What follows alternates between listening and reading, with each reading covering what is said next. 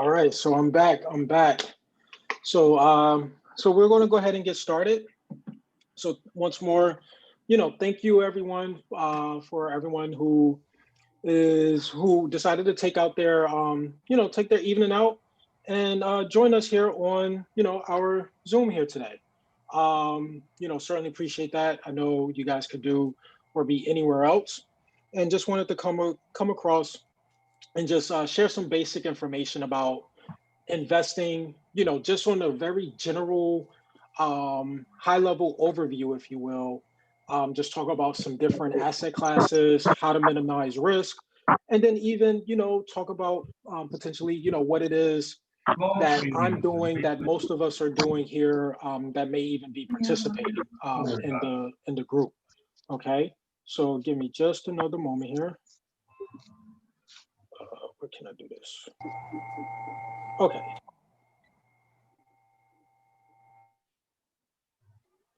All right. So let's just go ahead and jump into it. So let me just kind of explain maybe who I am, right?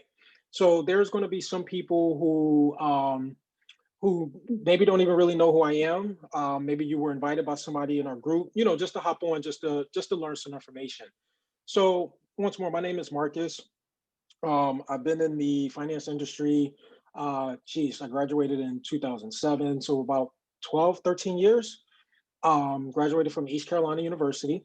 After graduating, I was put into my very first job. Took me into management.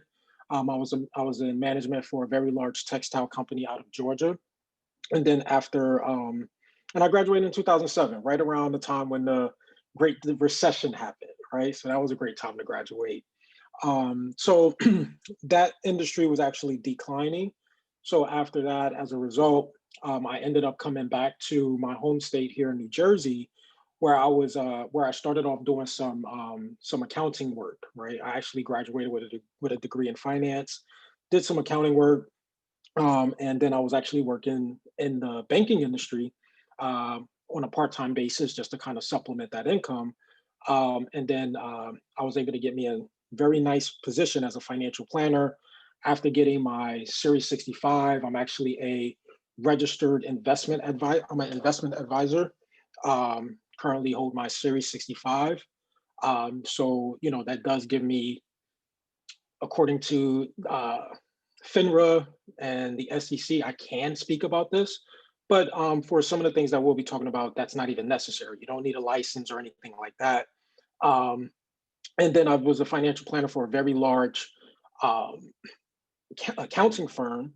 Most people are familiar with it. I'm going to keep them anonymous, but I will tell you that they are part of what's known as the Big Four in accounting. So you could take your pick in terms of which one I was in.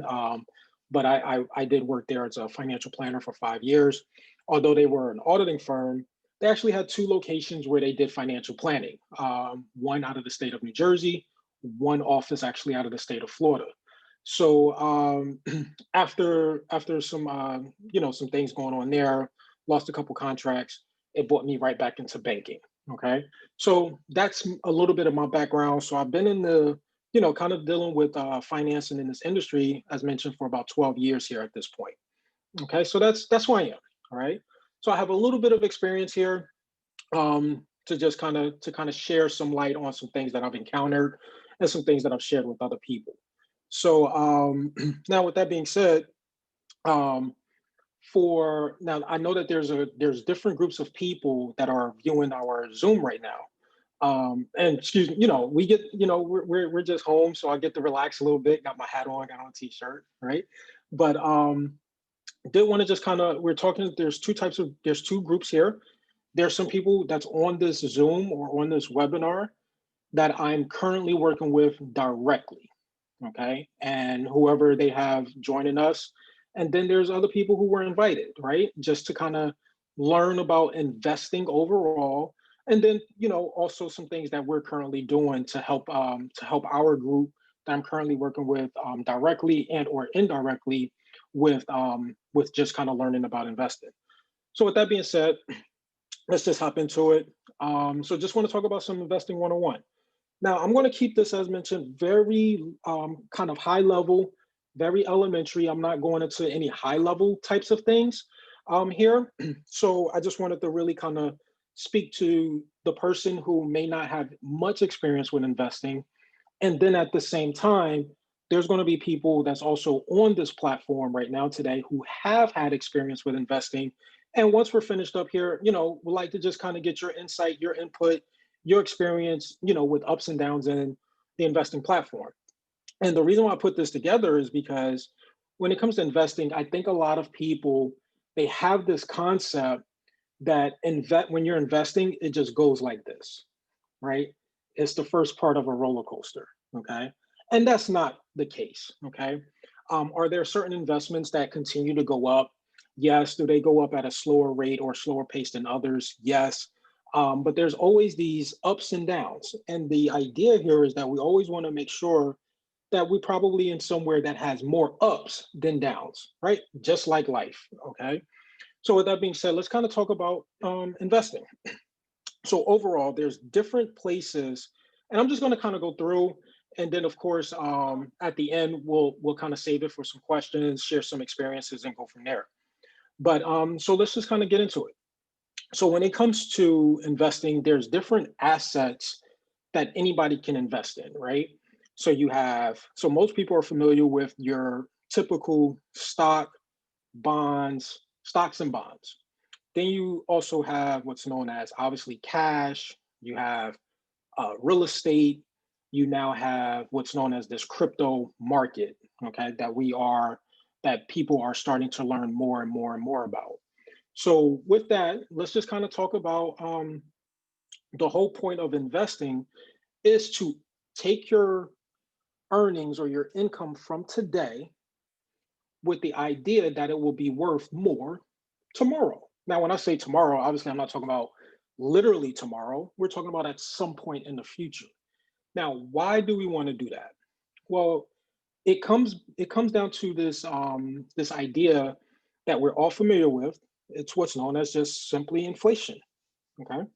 So if anyone doesn't know what inflation is, that's just simply the what is an item worth today versus what it would be sometime in the future, right? And on average, historically, over the past 80 to 90 years, since they've been tracking inflation, inflation has been running about 2.44, 2.48%. So just to keep things conservative, let's just call it 3% inflation, right? And depending on who you're speaking to, some might even just run with two and a half, some might run 2%. But I like to be, when it comes to certain things like numbers and dates, I like to keep things very conservative. So let's just say on average about 3%. So what that simply means, and I'm sure anyone on this Zoom can attest to this, right? We look at the price of a cup of coffee, let's go back even 10 years ago, right? How much was that cup of coffee versus what that same exact cup of coffee is worth today? Okay. Nothing changed. The coffee is generally the same size, right? You get the same amount, right? But the difference was, well, maybe you're paying an extra few cents or even a few dollars. So how do we account for that, right? Well, then let's get into these different types of investment platforms. So most people are typically familiar with, let's say, stocks. Now, of course, what is a stock? Stock is just simply ownership within a particular company that you decide to own it, and they're paying you, income, if you will, as you are, essentially a part owner in that particular company. Now, on average, once we account for inflation, stocks on average, even though they have their own ups and downs, okay. Prime example, if we can look at a stock like Apple. If we look at Apple's historical returns, you're going to see it goes just like this, like a roller coaster, right? It has its ups and downs. So, so with that being shared, on average, though, stocks are returning after we account for inflation about 6% annually. That's a really good return, right? So it's doubling what inflation is costing you. Okay. Then we have what's known as bonds. Okay. So some people are familiar with bonds, some aren't. So what are bonds? Bonds are essentially just having, you're giving money to a governmental entity or even a corporate company, right? Or even a municipality or government where, you know, you're essentially lending them money. And then what they're doing is they're paying you back dividends over time with the idea that they're going to give you back that dollar amount plus more in a given period of time, whatever that time frame may be, whether that's a year, 5 years, or 10 years, right?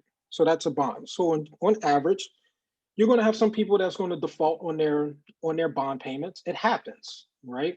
Companies go out of business, governmental entities run out of money, right? We could look at places like Detroit, right? Um, you could look at different cities, even with their pension funds drying up, right? So they're relying on money coming in with the idea that hopefully, as they invest it, that they can pay it back. So it happens, right? But on average, bonds allows us to kind of keep pace with inflation on average, right? So inflation is at 3%, bonds is running about 3%, right? So your money is kind of growing at the same rate. Okay. Then we have real estate. Okay? So real estate, I mean, we're all familiar with real estate, right?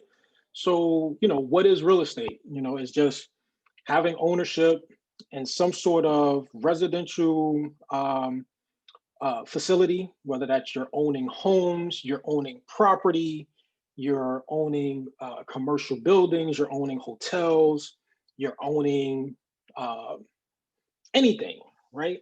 That people can live in and or do business in. Okay. So with real estate, and then the idea here is that you're looking to either, and then you also have mortgage notes as part of real estate. So what that does is that it allows us to, or you as an investor, to essentially just flip those properties, right? With the idea that you're making some sort of return on your investment plus some additional earnings. Now, when I do my research on the average annual return on someone that's engaged in real estate, on average, that's about 12% annual return. Okay, with investing in real estate. So inflation is about 3%. You could get a nice return in real estate on average at 12%.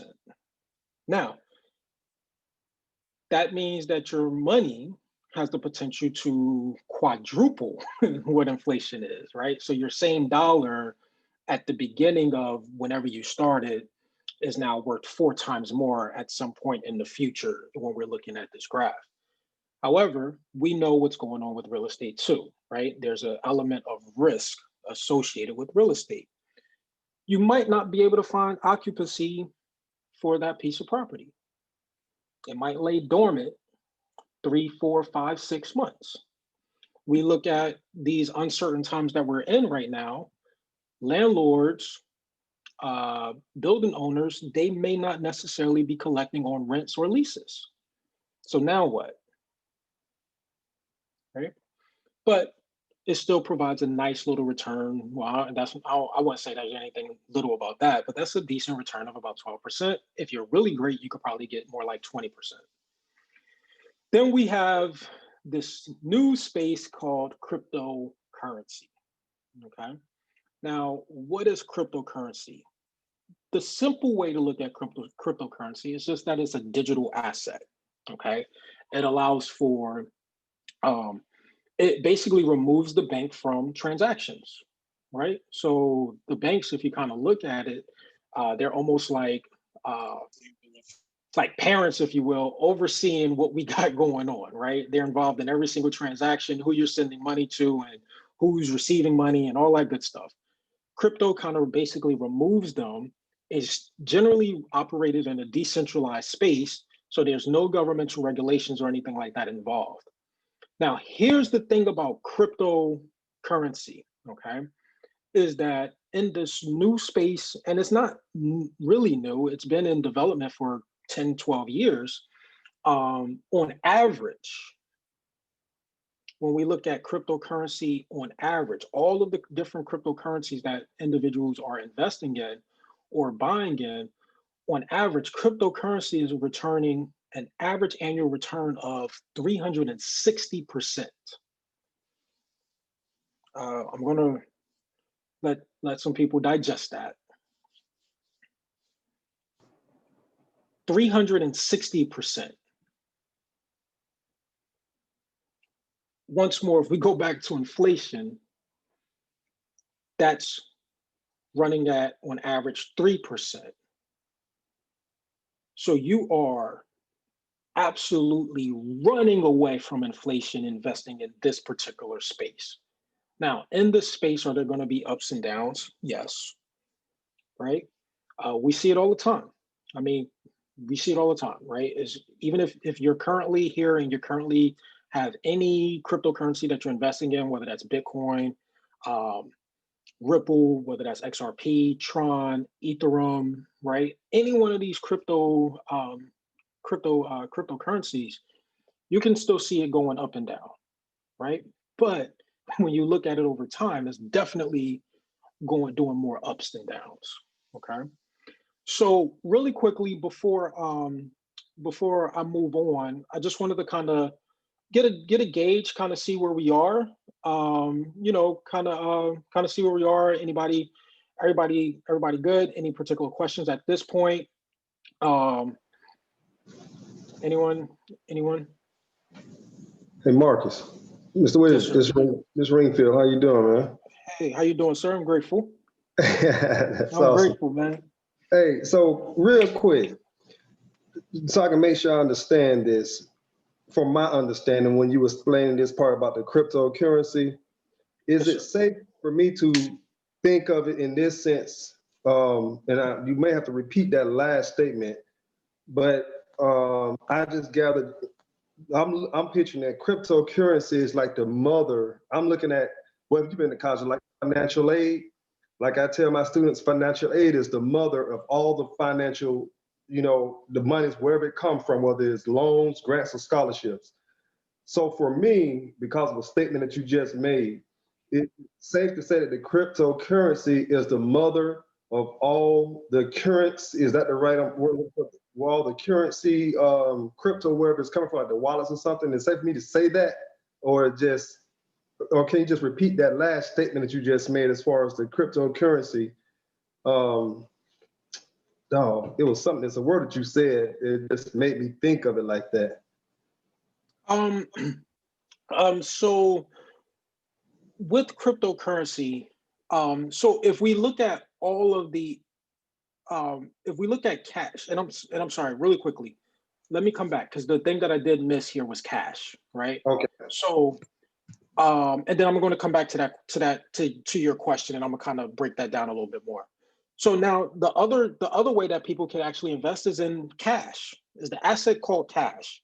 So most people um that may be afraid to invest, and that's okay. Everybody has their own particular tolerance, right? With cash, once we account for inflation, cash is actually growing at about 1% on average. And if you look at today's interest rates, that's probably even lower than that, right? Because this is taking in consideration all types of cash, right? It's taking in consideration money market accounts, it's taking in consideration um, um, certificates of deposits or CDs, is taken in consideration of your regular savings deposits, is taken in consideration money that that people just hide under their mattress or in a shoebox in the basement, right?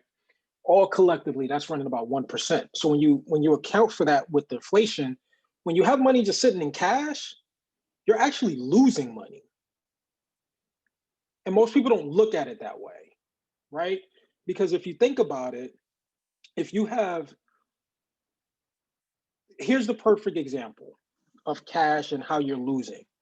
Um, if so, I was born in 1984. So if we go back to 1984, and if my parents left me a $100 bill for when I was born in 1984, and I still had that same $100 bill in my pocket today in 2020, What's the difference between the $100 bill? Nothing. It's the same $100 bill. But this becomes the difference. $100 in 1984. I mean, obviously, I was just a youth, right? But I probably could have bought a refrigerator full of food and filled up my gas tank in my car with that $100. I take that same $100 today, December 28th, and I put that same $100 somewhere. I might be lucky to leave ShopRite with a pack of chicken and some sort of pasta. I don't know, but you guys get the point, right? You know, it's the amount. It's the difference is the quantity of what I can buy, even though I saved it, right? So even in that regards, once we account for inflation and cash, we're you know over the long term we're losing. Now, mind you, as we go through this, none of these are bad. Cash is not bad. I will never say don't have cash. Cash is a necessary part of everybody's finances, right? Because with cash, that's how we pay bills, right? We can't send I can't send PSCNG at this point in time my Bitcoin, right? I can't send PSCNG my stock, part of my stock portfolio and say, hey, make sure you keep my lights on, right? I can't do that. But cash is necessary. Okay. Now, coming back to Mr. Ringfield's question about crypto, about what I was mentioning with crypto. So cryptocurrency is a asset. And then within cryptocurrency, there's different types of cryptocurrencies, right? You have Bitcoin, you have XRP. Like if you log into like Coinbase, or if you look up cryptocurrency, you'll see all of the different types.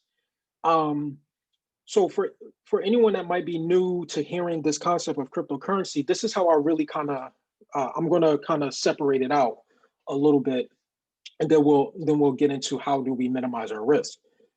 So this dollar amount that we have that we can go into our banks and take out via cash, okay, a dollar bill, 5, 10, whatever. In the financial world, this is what's known as fiat currency or paper money. Okay, and hopefully this doesn't get too technical, but paper money is what's known as fiat money. Okay, U.S. dollar is a type of fiat currency, right? The peso is a type of fiat currency.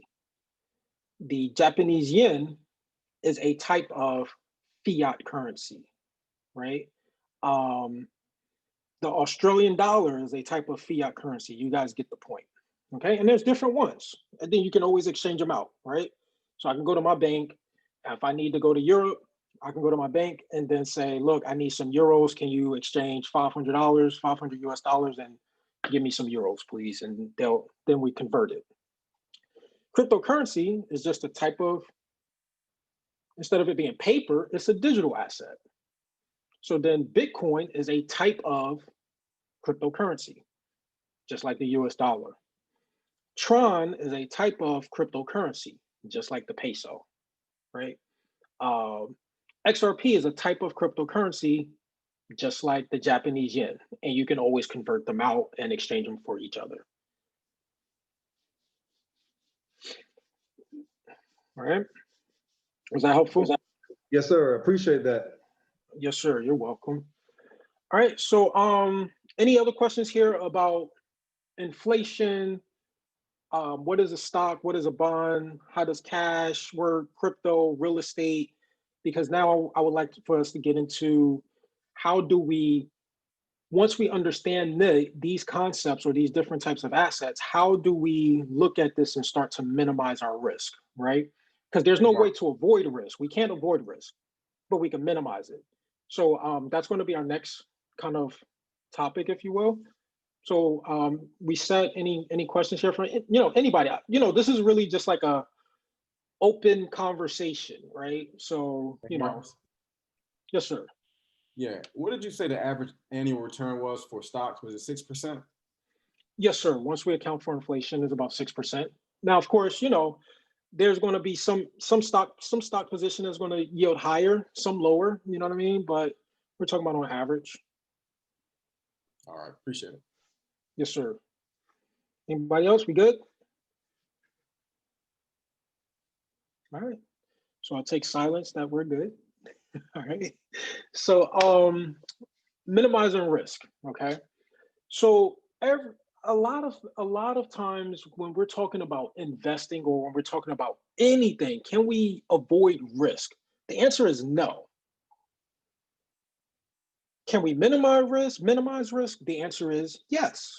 Right. So now I think, and as you can see, a lot of the things that I'm kind of talking about at this point is just kind of hinging on how you look at it, and it's all perspective. Let's look at the fact of, I would assume most people that's on the Zoom either drives or have been in a car, right? Where they were a passenger. If I'm wrong, please let me know. I believe everyone has been at least a driver or a passenger. Now, is there a risk when you get in that vehicle and go to your destination? The answer is yes. There's always a risk. And I'm never a negative person or anything like that, but there's always this risk that you can get in an accident. Always. So how do you lower your risk to avoid being injured? Well, maybe it starts with the driver, making sure that they are very paired. They're not impaired, I should say, right? Maybe have on your seatbelt. You follow what I'm saying? Maybe don't be super distracted while you're driving, right? That's how you start to minimize your risk. It doesn't mean that it's gone, because you can't control what other drivers are doing, even if you're safe. And I think when it comes to investing, some people don't get that concept yet, right? So it's just a matter of, how do we now minimize our risk in whatever asset that we want to participate in? It's a simple word called diversification. All right. So with diversification, it does allow everyone or anyone to start to minimize their risk, right? So within the stock portfolio, so number one, when it comes to minimizing risk, the very, very, very main thing that I always share with anyone that I'm talking to is never, ever, ever, ever invest anything that you need, want, will miss for 6 to 12 months. Because when it comes to investing, to see any type of return, one of the things that we have to take into consideration is patience and time. Okay. Can things pop off and take off tomorrow? Sure, it could. Is it realistic? Probably not. Right? If anyone is expecting to invest X amount of dollars and to become a millionaire next week in any investment platform, I don't know, we might have to reevaluate what we're thinking about. Okay. So that's number one. And whatever that dollar amount is, it's for you. Okay. So then this is when we want to start taking a look in terms of being realistic with ourselves. And nobody is ever in competition with anybody else. Right. So I always share with people, if you're interested in starting to invest with this concept alone, let's look at ancillary money. Let's look at the decisions that we're making, right? If you have enough income to pay your rent or pay your mortgage and take care of your bills so that you can survive, then you probably should not invest. Not at this point in time, right? Until we get your budget under control, we find that you have a surplus of cash.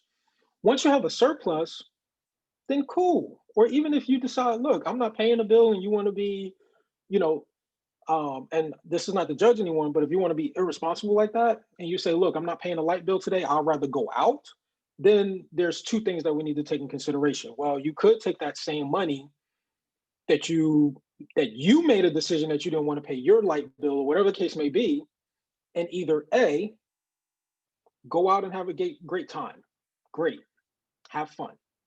Or you could look at that as ancillary money and then you invest that. right? Or if you don't have a lot of cash flow or a lot of surplus and you can only spare $20, and if you're realistic with yourself, you're never in competition with nobody else. It's all about improving yourself, right? Put together a budget, and if it comes out every time you get paid, you only have an extra $20 or $30 for extra, okay? In some investment platforms, you could possibly start with $20 or $30 and then just build upon that. And over time, with patience, you can start to see your investment start to grow, right? Or you save it. This is where cash doesn't become a bad thing. You put it in the bank, put it under your mattress, whatever you want to do, until you have enough to go into an investment platform. And then that's all extra money, right? So you see how we can kind of start to use this together. So now, once we have that set, now once we have whatever we feel comfortable with investing, then we start looking at diversification, right? Some people can take whatever it is. I don't care if it's $10, $100, or 100 grand, or even $1 million. Now you can start to divvy things up. Some people might say, look, I want to play in all different assets. I want to have some money in stock. I want to have some in bonds. I want to have some in cash. I want to have some in the crypto market. And I want to have some in real estate. Cool. Do it. Right? If you want to split it up equally, 20, 20, 20, 20, 20, 20% across the board. Right? Or we can always take you on an investment risk assessment, see how much you should have in one particular asset versus another, right? However, you can still have diversification by having something in each and every single asset class, okay, which helps spread out your risk. Because while one asset class is up, I promise you another asset class is down. While one asset class is down, another asset class will be up. And the interesting thing about this, you or I do not know which is going to be which. You or I don't, we don't have any control over that, right? Our control is how do we get our money to work for us, okay? So now, even if someone says, look, I'm very risky and I just want to be in an all stock position, as an example. Even in stocks, you can diversify within the stock position, right? Because then you can start getting into these sub stock positions, which is you can have some in domestic and foreign stocks. You're diversified 50-50. While the domestic market is up, the international market might be down. While US stocks are down, international stocks could be up. They both could be up. They both could be down, but we don't know. Even still, we can then diversify still in the stock position of small cap, mid cap, large cap, value stocks, growth stocks, matured or stocks that's paying out dividends. So you see how you can still add diversification, right? Because here's the thing, and I often use Apple, and this is never any shot to them, but most people know Apple, most people know Google, right? If you bank all of your money on one position, it could work in your favor where it just takes off and goes to the moon, or it could work against you. And then what do you do if Apple and or Google goes belly up? And there's several companies that were doing well and went bubble up, but nobody bats an eye about that. Toys R Us went bankrupt and you can't find a Toys R Us nowhere. JCPenney is out of business. People invested in JCPenney and Toys R Us, right? It happens beyond the investor's control. But if they were great with their diversification, it won't have much of an impact, okay? Same thing with bonds. You could diversify in bonds. You have municipal bonds, you got corporate bonds, you got governmental bonds, right? Again, spreading out your risk. Cash, same thing, right? Maybe you have some in a liquid savings account. Maybe you have some in your mattress. Maybe you have some in a CD. Maybe you have some in the money market, right? You can still be diversified in cash.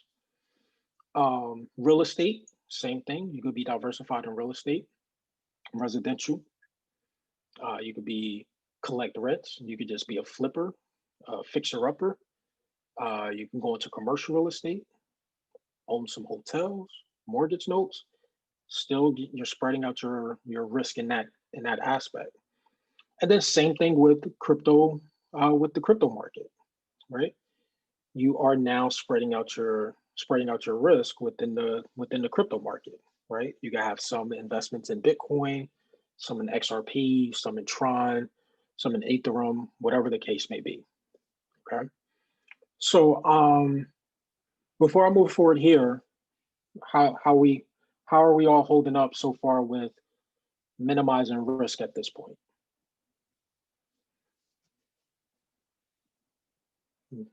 All right. So another maybe 10, 15 seconds. If you have any questions, you might need to just unmute yourself.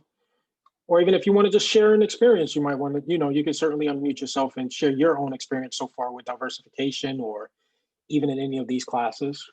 Um, Otherwise, I'll take silence that we are good. All right, cool. So now, how do people, how are most people introduced to this concept of investing? Okay. Most people typically are employees, they work for some company. And companies are a great way to be introduced to investing, right? That's a great way because generally they're going to offer 401k, they're going to do some sort of matching, right? And this allows you to be spread out in different asset classes, stocks, bonds, cash, some 401ks or even IRAs, right? They'll have what's known as REITs, real estate investment trusts, where it does allow you to actually invest in real estate through your IRA or through your 401k potentially. Um, and then even with them, you may not necessarily be paying attention to what they're doing, but your company that you're working for, they're always going to still have your best interest at heart in terms of what investments are performing. Just like if you were investing on your own, right? You can see your investments, and then people who are day traders, if you will, or they manage their investments on their own, they can then go in and say, okay, this stock is not performing the way that I want. Let me sell out of my position and move my money here, right? Or let me reduce how much I have in this particular stock or this bond, and let's shift some of it to another performing one, whatever the case may be. Um, Inside of your 401k or your IRA, those are usually going to be more actively managed, if you will, because there's going to be in your IRA, you're probably going to have a custodian, be it, I'm sorry, yeah, you're going to have a custodian, be it Fidelity, TD Ameritrade, Merrill Lynch, whatever the case may be. They're managing your IRA for you. So they're looking and seeing what's performing and what's not. The ones that's not performing, you know what they're doing? They're taking it out of there. That's what they're doing. Most people may not necessarily get that part, right? Or see that part because it's being managed by someone else. Same thing with your 401k. Where I work at currently, um, I work for a major financial institution, even right now, because I'm still there. I'm not going to mention their name, but I participate in a 401k, and a couple times a year we get notices. Hey, we're removing this particular portfolio, right? Because it's not performing well, and there's nothing I can do about it. It's just gone, okay? Because and then they're going to replace it with something better, or just completely remove it, and then I have to shift that money where I want it to go.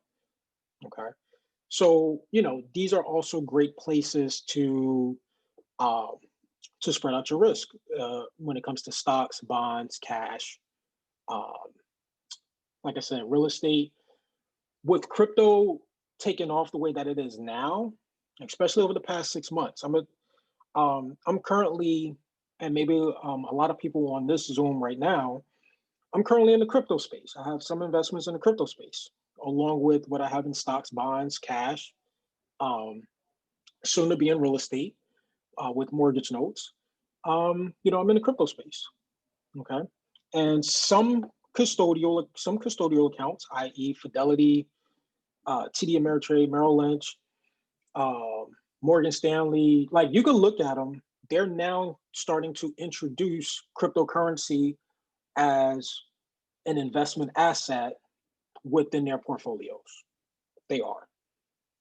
So if that tells you anything, that might tell you that you might want to maybe start potentially adding, cryptocurrency to your portfolio. Um, Now, within what we're doing here, with with a lot of the people that's on the Zoom that I'm working with directly, um, and some people who decided to hop on the Zoom either because you saw it on my Facebook page, or someone else may have shared it on their Facebook page, or even just invited you. You know, we're part of what's known as an investment group, and as part of that investment group, it does allow us to position the opportunity to actually and participate in the cryptocurrency space, and also still diversify ourselves in the portfolio in the crypto space, and to actually limit or minimize some of our risk within uh, the crypto space. Okay, so really quickly, but do we have? What I want to do is I just want to share my screen, and I know we might have some guests up here that's listening to the Zoom, and then I'm going to open it up for questions here shortly. Um, yeah, I want to open it up for questions here shortly. But before doing so, what I do want to do is, I just want to share my screen here and just show you guys a quick snippet about what it is that we do here. And you might find interest to help you with diversifying yourself. Um, and or you might want to certainly get back to the person who invited you, right? So some of us are part of what's known as the United Investors Group International. And I'm here to tell you, if you're watching this is not a sales pitch. So hopefully you found the information valuable. But as part of our investment group, there's no selling here. I mean, there's nothing to sell. No recruiting, no registration, no annual fees or anything like that. Okay. Um, you see what we do have here. And I'm just going to play a quick video that just talks about our group. And if it's something of interest to you, great. If it's not, great. Hopefully you still got some information here. So bear with me just a moment. This video is only about 6 minutes. I'll come back and then we'll go over and answer any questions that anyone may have.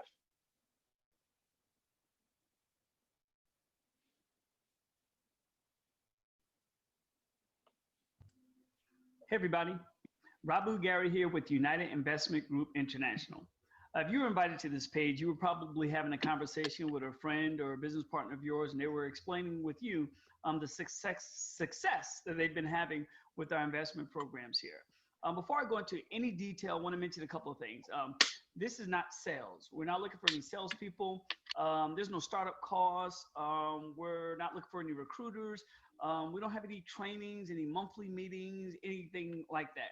Now, if you like to do that, that's fine. That's just not us. We primarily make all of our money off investment opportunities. Now, I want to make this clear. We don't deal in the stock market. We don't deal with securities. We don't deal with life insurances or anything like that. So again, no sales, no stocks, no life insurances, no securities, none of the above. You don't need to have a license or brokerage license to be part of our group. Okay. And primarily our group consists of a ton of people who are making great money. Now, this is not uncommon for someone to be making anywhere between $200 a day to over 20 grand a day with our group. And I'll mention it again, $200 a day to over 20 grand a day with our investment portfolio. Let me talk a little bit about our investment portfolio. We don't believe in putting all your eggs in one basket. I'm sure you don't believe in that either. Many of you probably work, you may have a traditional business, maybe you do dibble and dabble in the market, so on and so forth. Well, we have another way that you can make some serious money without blood, sweat, and tears, without, putting more time on your plate. As we all know, this is something that you can set it and forget it. And so with our portfolio, we have a couple of different spaces. One is the cryptocurrency space. I'm sure you are familiar with cryptocurrency by now, or even their flagship, Bitcoin. But we deal in different parts of the cryptocurrency space. Another lane for us is mortgage notes. It's like real estate on steroids.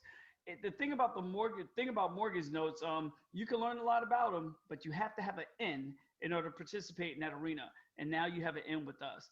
And then lastly, we have Amazon stores, and Amazon stores are absolutely incredible. They're set it and forget it. You know, you'll have a store that's working for you. You don't have to lick a stamp, you know, or fold an envelope or mail a product. None of the above. It's incredible. Now we have an array of different investments in our portfolio, okay, and none of them are high risk. We don't do high risk. We do low risk, high rewards. Again, low risk, high rewards, and that's important because people work hard for their money, and you never want to put yourself in a position where you're just throwing money to the wind. And so we're not about that. Now, a couple other things I want to mention. What I love about our group is that you don't have to take my word for it. You don't have to take the person's word for it who just, you know, gave you this link to look at it. Scroll down this page, click on our open Facebook page. Now, last time I checked, there's about 36,000 people in the group. Maybe by the time you're looking at it, it's 100,000 people in the group. And on a daily basis or minute basis, all around the world, people are posting how much money they're making with us. So you can see that. They're welcoming people to the group. They're just having fun being silly sometimes. It's a phenomenal, phenomenal place to be. Okay, so let me just give you a couple of details about our portfolio. So as I mentioned, we're in the cryptocurrency space with Bitcoin, and we have various opportunities with Bitcoin, with Ethereum, with Tron, and we'll soon bring in other parts of the cryptocurrency world where people are investing in opportunities, and those investment platforms that we found that are producing, you know, are giving people miraculous returns on their money. Some of them are compounding profits. You name it, it's absolutely incredible. And the mortgage note space, okay? Once you get in, okay, and that's important, once you get in, you have an opportunity to purchase mortgage notes. You get an opportunity to be the bank. You know, there's nothing wrong with being a landlord, being a contractor, you know, being a person who flips properties, nothing wrong with that. But how would you feel if you were the bank? Meaning people had to pay you their mortgage. It's incredible. And then as I mentioned also, Amazon notes, not Amazon notes, Amazon stores, hey, Amazon notes, Amazon stores. You have an opportunity to participate in that as well. Now, what's great about our portfolio, you get in where you fit in. You know, I participate in all of the investment opportunities. There are other people who participate in all of the investment opportunities. You get in where you fit in, what feels comfortable for you, so you can have, you know, a great amount of success. And I forgot to mention, we also have a part of our portfolio that deals in crowdfunding, which is incredible. We know that's not the wave of the future, that's the now. And so we'll always bring different opportunities to our investment platform. And as I mentioned, we're not dealing with stock markets or securities or anything like that. You don't need any licensing. We just found a whole bunch of opportunities that we started to make money with, and we want to share them with you. And so I'm excited that you had some chance to spend some time with us. Get back with the person who told you to watch this video. Scroll down our page, you know, look at the things we have there. After you look at the Facebook group and see for yourself, you'll see different crypto wallets. If you don't have a crypto wallet, there are various ones there that you can choose from. And then scroll further down and you'll see our different phases. We like to call them phases. You'll see our different phases and, you know, get in where you fit in. There's instructional videos, step by step, how to set up the phases. And so, you know, if you can watch a video on a kindergarten level, you'll be fine, okay? I say that because I'm not the sharpest tool in the shed, even though I do have a couple of degrees. But nonetheless, you know, it doesn't take all the brains in the world to participate with our opportunities and make some real money for you and your family. So God bless you. Look forward to meeting you as we crisscross the world. And welcome to United Investment Group International. All right. So just want to share that. And as you can see, you know, this is what we participate in, right? And if whoever shares this with you, this page, this right here is very important. Make sure if anyone shares with you, you know, their site here, that you really pay attention and read this. Read this. This is very important. You know, in terms of risk, what we can control, what we can't control is no difference than you know, someone participating in their 401k. Okay, so with that, let me stop sharing my screen here.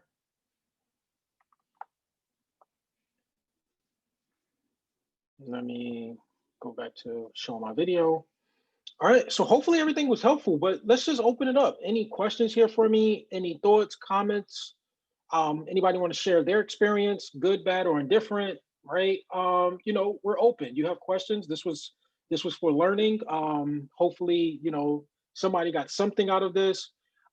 If you're an experienced investor, right, and you've experienced these ups and downs, you've learned the lessons of how to diversify your portfolio, right? How to diversify your investments. I'm certain, please share your experience. Let's, especially for anyone who's new to investing, I'm sure that they would love to hear different types of perspectives, from anybody here. So the lines are open. You could just unmute yourselves, and then we'll go from there.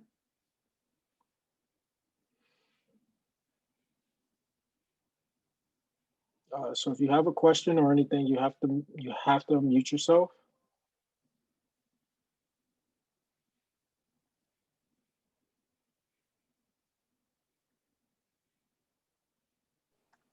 Okay. Anyone? Anyone? I have a question, Marcus. Can you hear Yes, me? sir. Yes, sir. I'm sorry if there's background noise. I'm driving right now. So I'm part of the investment group, and I've actually sold all of my traditional stocks to invest into crypto, and it's turned out to be a good thing for me. Now, one of my friends who is joining our investment group with one of the with Daisy coming up, he had talked to me about the dividend stocks which you mentioned tonight, and I just wanted to ask you, is that something that's simple to get into? Like the little bit of trading that I did with traditional stocks was through Cash App. Is that something I can do through Cash App as well? Do you know, or do I have to get a broker and all that? So Cash App does allow for the average person to invest in what's known as dollar cost averaging, right? So you get to take your dollars and it buys up stocks for you, um, across the board, whether you decide to just go into one particular company or one particular stock or multiple stocks, and it kind of splits it up. Now, I'm not too familiar about how, in terms of their returns, how Cash App works. So we may have to circle back around to that. But traditionally, when it comes to, let's say, in the stock position, certain stocks that would pay dividends. For an example, one that immediately comes to mind is like GE, like General Electric, right? I do believe they pay dividends, and also I do believe Coca-Cola does. Where they pay dividends either on a quarterly basis, a semi-annual basis, or on an annual basis. And traditionally, that would just be going through like a broker. Okay, all right, thanks. Yes, sir. Yes, sir. Anyone else? Anyone? I want to say something. Just me in the last month trying to see what how it's going to outcome maybe. I've been messing with Coinbase because you got several different options where you can invest this, that, and a little bit. And they got little surveys you can take, little testing questions and stuff. So I earned a little bit of money off of that, and I used that to watch how it grow and see see the difference in where I'm going to fall, either where I'm going to grow. And I actually made a little bit more. Like it might not be about $30, but it was still more than what I actually put in it. So if you want to try that, that's something you want to try to just to look into it, because you can take those little questions and answer those questions, take the little test. Might make $1 here, $2 there, but it'll be enough where you can trade it in different stocks and see how it's going to grow or flop. Either way. And I thought that was very helpful for me. Thank you for sharing. That's actually a great point. So for anyone who is looking to, um, you know, even participate or get started in like cryptocurrency, Coinbase, they're really great.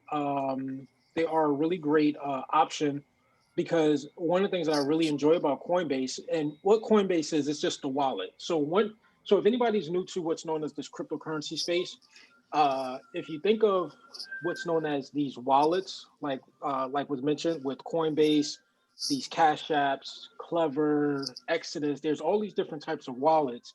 If you kind of think of it almost similar to like a bank, right? But for cryptocurrency. Coinbase, it allows for a learning platform where you are able to actually, even without investing, without even buying cryptocurrency, you can actually go in Coinbase, take these lessons on what cryptocurrency is, different types of cryptocurrency, and they actually pay you for learning. And depending on how many of those lessons you take and on how many different coins, that can rack up to, an extra 20 to almost 60, 70, $80 worth of, and then you could just convert it over to Bitcoin. I know when I first got started at the time, Bitcoin wasn't this price. When I first got involved with cryptocurrency, particularly Bitcoin price was about, gosh, I'm trying to think who was here with me. I think it was about 9,000. Mm. Yeah, it was 10,000? between 8 and 9,000. I know that voice. That's Monique, wasn't it? Yep. Yep. It was about 9,000, right? Yeah, about So that. yeah, like 9, 10,000 at that time. And then now cryptocurrency, it just broke its record this past weekend and went up. It's worth like 28,000. But but at that time when I was taking those quizzes and learning about cryptocurrency, I think I was able to earn about maybe $60 worth of Bitcoin. Maybe doesn't sound like a lot to some people, but that was an extra $60 worth of Bitcoin that I didn't have and that I didn't have to come out of pocket for. Yeah. It was And then you enough could for just watch it. for you to start with auto BTC without out of your pocket too. Absolutely, yes, absolutely, right? Absolutely. And you could just leave it in there and then you could kind of follow it, right? You'll see whatever you earn fluctuate and go up and down. And I'm sure, to Rizel's, if I'm saying that correctly, point, you've probably seen your Bitcoin that you've earned through those quizzes go up and down, fluctuate, and mostly go more up than down. Mhm. Yes, Mr. Martin, this Ringfield again. I want to also confirm what Miss Roselle was just speaking of, because I actually did that a couple of days ago. And I actually got 65 because I had to stop. And it's only like a minute. I think the longest one may have been 4 minutes. But I mean, you're going to waste time on anything, so why not waste your good time and answering those little surveys and use, as they say, other people's money to Yeah, help yeah, invest. absolutely. So it took all together, because I think I did like 8 of them all together. And it Hmm. really took me, 7 minutes at the max. And now I just got to get to the other part on how to move this stuff over, since I'm new to this money over to the Bitcoin or Coinbase, whatever. So I have to figure that part out. But actually, if you go ahead and mess with it, play with it a little bit, where you earn probably from Clio or one of the other ones where it's like a few dollars, might you want to add a few dollars to it, just watch it grow. That's what I done. Then I messed with it again actually today because I wanted to see how long it's going to take it to go back to my bank. And I just swapped it out because before I was just putting $10 to another one just to watch it grow, and I actually ended up I probably put in $100, but I got out 196. Mm. That's including a little bit that I earned. So it's worth playing with, trying to go from one currency to another one, or one, you know, it's just something worth looking into. Yes, ma'am. Absolutely. And someone put in the chat, so I wanted to kind of keep this, pretty elementary, pretty rudimentary, more like intro to investing, if you will. Um, more like intro to investing. But when it does come to taxes with any investment platform, I'm always going to make the suggestion to certainly speak with and consult with your tax professional or tax accountant. In result to that. Okay. However, with that being shared, there's certainly some information out there. This is what I would recommend from a tax perspective. Now, once more, I'm giving this as not being a tax professional or an accountant, right? What I would make the recommendation to do is if you're taking cryptocurrency out and you're putting it into specifically if you're putting into your bank account, okay? Let's say for whatever you put into your bank account or you sell off in cryptocurrency, I would make the recommendation to put 25 to 30% aside just for taxes. And that's my thought on that. But any further more details or specifics, I would certainly say, certainly consult and discuss with your tax professional. But I think that's a good number, about 25, 30%. Could be more, could be less, but once more, I'm always kind of conservative with numbers. Yeah, that's that best rule of thumb. I'd rather have it and not need it than need it and not have it. Yeah, absolutely. Absolutely. Yep. I'm sorry, give me 1 second. But any other questions? Here?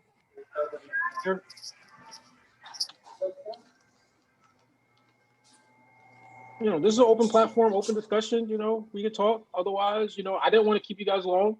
I did set it up for, I planned it for about an hour. So if we're good, then we're great. Then we'll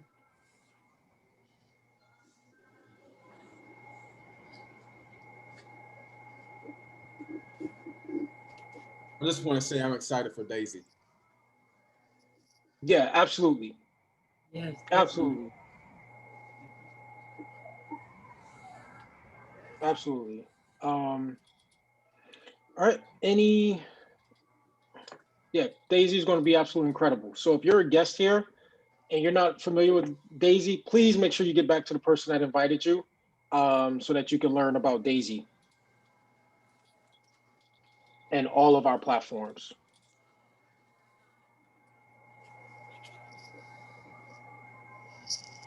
Will we be back before then?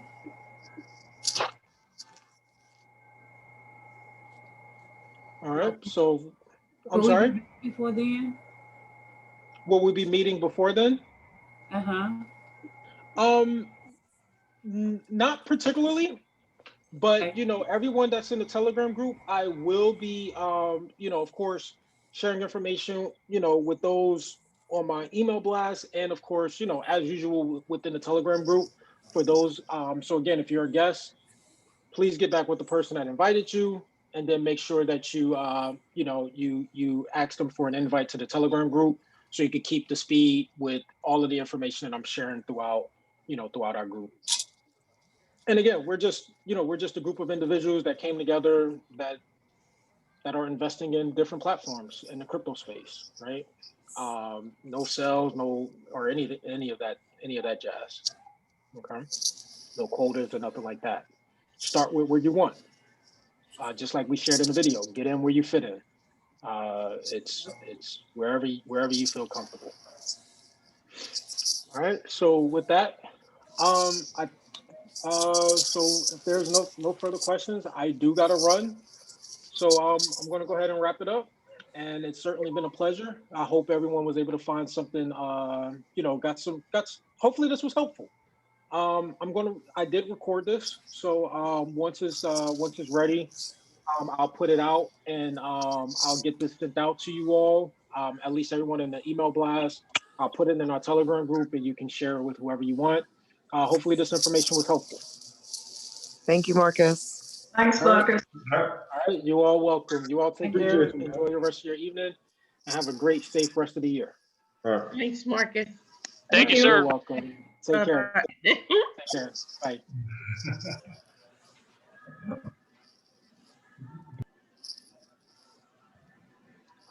Bye.